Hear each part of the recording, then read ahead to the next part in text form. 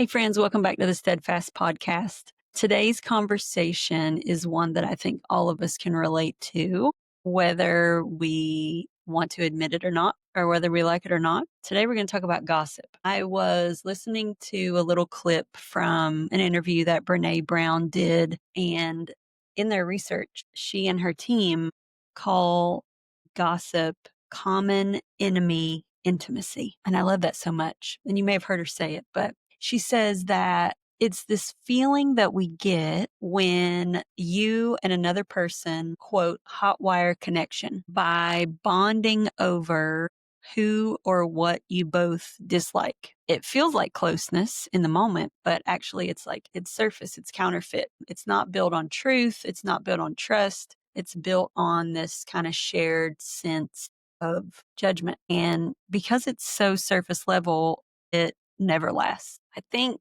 we live in a time when it's easier than ever to connect through outrage. Not only do I think it's like just something that is so common that it's kind of easy to access because we see kind of this group think and this group hate like kind of happening in every sphere of our society, but we also have social media, and it's just easy to like kind of lob your opinion into something or be influenced by something from a distance, which can be dangerous.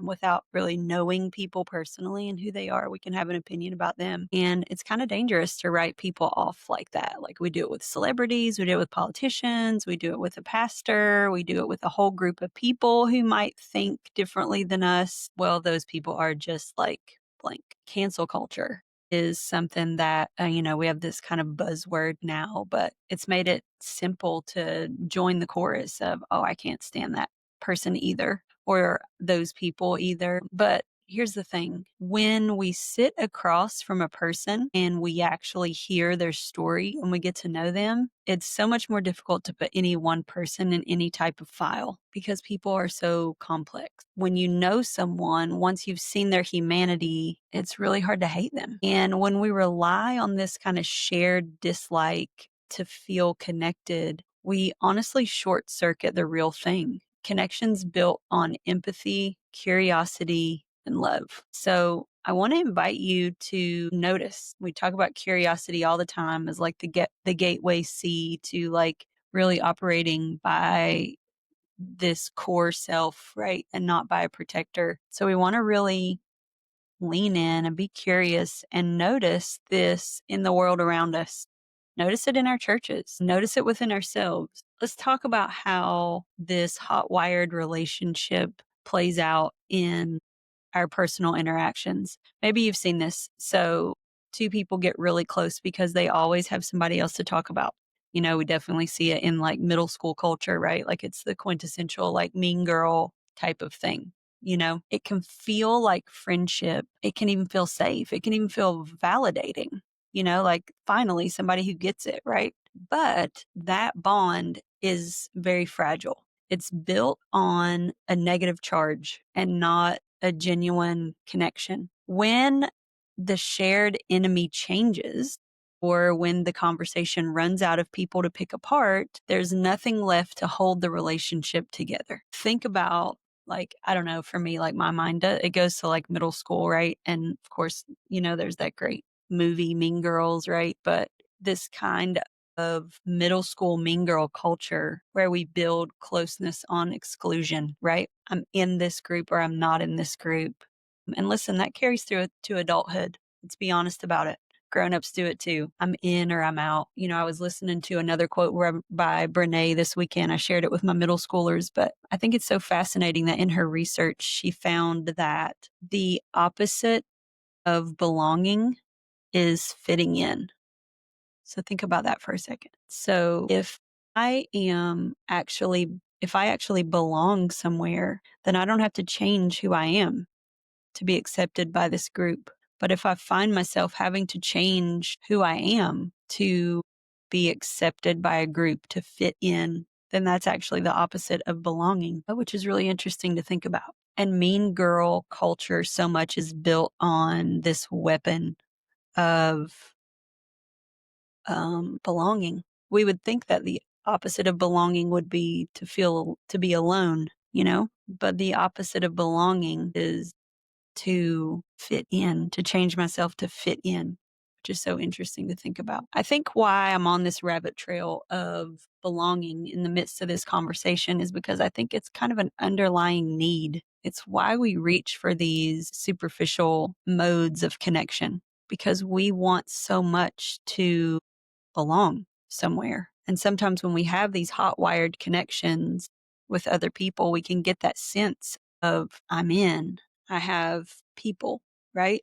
But when we are tearing down other people and operating kind of outside of our core values, we're changing who we are. And that's not belonging at all. Eleanor Roosevelt, great quote. You've probably heard it. Great minds discuss ideas, average minds discuss events, and small minds discuss people. I think about that sometimes when I catch myself slipping into gossip. I don't want to live small. I don't want my relationships to stay small. I want them to have room to grow. I want people who I can wrestle with ideas with. I want relationships that hold complexity. I want relationships that are curious about what's real. Let's go inward for a minute. Why do we gossip? Why do we do this thing that we know doesn't feel great afterwards? From an internal family systems lens, I think gossip comes from parts of us that are trying to protect something deeper. Let me explain. Sometimes there may be a part of us that really is wounded and has felt alone. And there's a protective part of us that thinks, okay, well, if we can be in this group, then we won't feel alone, right?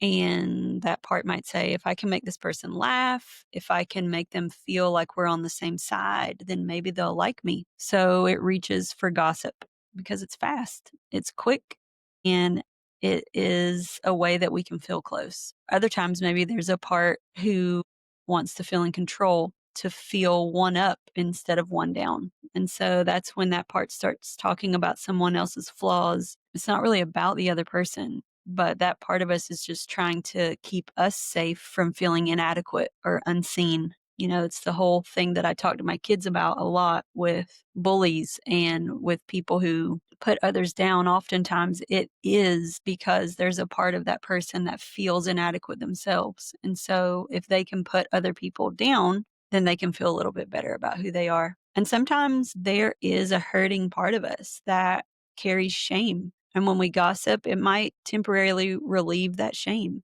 If I point out the weaknesses in others, maybe I won't feel my own weakness. But that relief does not last because it's not healing. It's just displacement of the hurt. What's really needed is compassion, turning inward, offering kindness to the parts of us that feel insecure and small. From a faith perspective, this is an invitation back to integrity, to aligning what we say with who we really want to be in this world. Scripture talks about the fact that life and death are in the power of the tongue. When we gossip, we might feel powerful for a moment, but it's false. The connection is choosing curiosity. When I feel the pull to talk about somebody else, I should pause and ask, okay, what part of me is feeling this right now? What am I actually needing? Because gossip is almost never about the other person. It's about what's happening in us.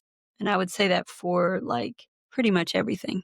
The ways that we react in the world are almost always about what's happening inside of us. We use this little phrase a lot called in, up, out. So we are looking in, we are bringing that wounded part of ourselves to God, and then we are reacting to the other person. So here's my encouragement for you this week. Notice where you might be tempted to hotwire connection. Instead, try to build the slow, real kind of connection, the kind that's rooted in honesty, in empathy, and in curiosity. Because when we stop bonding over who we dislike, we make space to build something so much better, belonging that lasts. Thanks for spending time with me today. If you want to learn more about this kind of inner work or talk with one of our counselors here in Charleston, you can visit us at steadfastchristiancounseling.com, and right there you can book directly with one of our counselors in our online portal. We offer free consultations, so you can sit down with your therapist for a few minutes and make sure it's a right fit before you hop into the relationship, and you can find out what counseling is all about. So until next time, stay steady, stay kind, and keep practicing real connection.